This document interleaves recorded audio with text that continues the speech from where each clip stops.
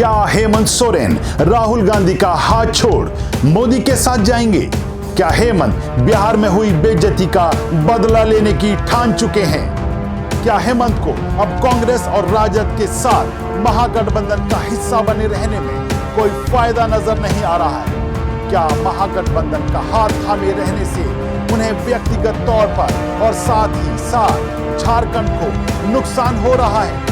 क्या वह भाजपा के चाल चरित्र से वाकिफ नहीं है? क्या पूर्व में भाजपा के साथ की गई गलबंदियों से झामुमो ने क्या खोया क्या पाया? क्या पूरा हिसाब किताब वह लगा चुके हैं? और क्या वह भाजपा के साथ जाकर अपनी मजबूत स्थिति से निकलकर मजबूर वाली स्थिति में नहीं आ सकते हैं?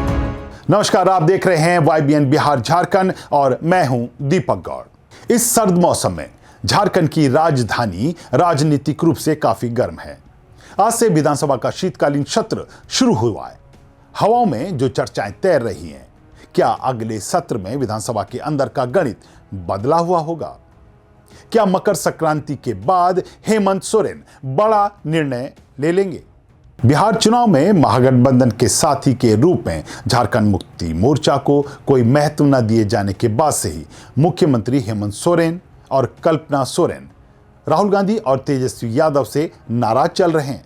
उन्होंने खुलकर अभी तक तो इस पर कोई टिप्पणी नहीं की है, लेकिन पार्टी के प्रवक्ताओं ने जिस तरह से जहर उगला है, उससे इतना तो हर कोई समझ रहा है कि झारखंड में महागठबंधन के भीतर सब कुछ ठीक नहीं है और कुछ तो ऐसा चल रहा है जिसमें बदलाव की कुछ आशंकाएं दिख रही हैं। बिहार में महागठबंधन की हुई दुर्गति के बाद से ही हेमंत सोरेन और कल्पना सोरेन अपनी अगली रणनीति पर काम कर रहे हैं। कुछ जानकार बता रहे हैं कि दोनों की दिल्ली में भाजपा के कुछ वरिष्ठ नेताओं से मुलाकात भी हो चुकी है। कुछ चीजें तय होना बाकी हैं, बाकी लगभग चीजें तय हो चुकी हैं। इन कयासों से जनमानस में भी उत्सुकता है। क्या होगा? क्या वाकई हेमंत महागठबंधन से नाता तोड़कर भाजपा मतलब एनडीए के साथ जाएंगे? सवाल यह भी है कि इससे हेमंत को हासिल क्या होगा? अभी महागठबंधन में उन्हें कोई चुनौती नहीं है। बिहार में पतीला लगने के बाद कांग्रेस की रही सही ताकत भी चली गई है। किसी की हिम्मत नहीं है कि वह हेमंत के निर्णय को नकार सके। राजद की भी हैसियत खत्म हो चुकी है। ऐसे में सब कुछ मन मुताबिक है, तो महागठबंधन से निकल एनडीए का हिस्सा बनने से आखिर फायदा क्या होगा?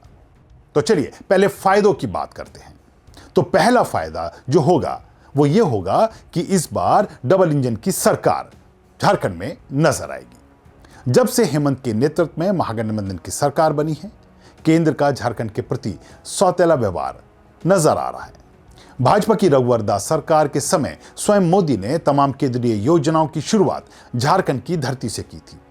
केंद्र ने झारखंड के लिए खजाना खोल रखा था, लेकिन 2020 के बाद से स्थितियां बदली हुई हैं।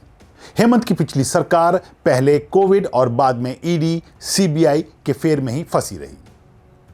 यहां तक कि हेमंत सोरेन कई महीने जेल में रहे। एक समय तो पार्टी में टूट की स्थिति तक पैदा हो गई थी।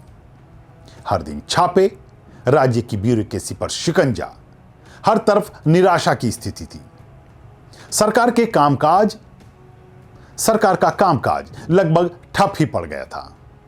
ऊपर से केंद्र का सपोर्ट भी न्यूनतम हो गया। खैर, हेमंत का जेल जाना उनके लिए अभिशाप की जगह वरदान साबित हुआ। झारखंड में एक कहावत खूब चल रही है, हेमंत जेल गए तो नेता से जननेता बन गए। बोनस में कल्पना सोरेन एक और मजबूत चेहरा बनकर राजनीति में छा चुकी हैं। मतलब अब विपरीत परिस्थितियों में और पार्टी और राज्य को संभालने के लिए कल्पना सोरेन पूरी तरह तैयार हैं।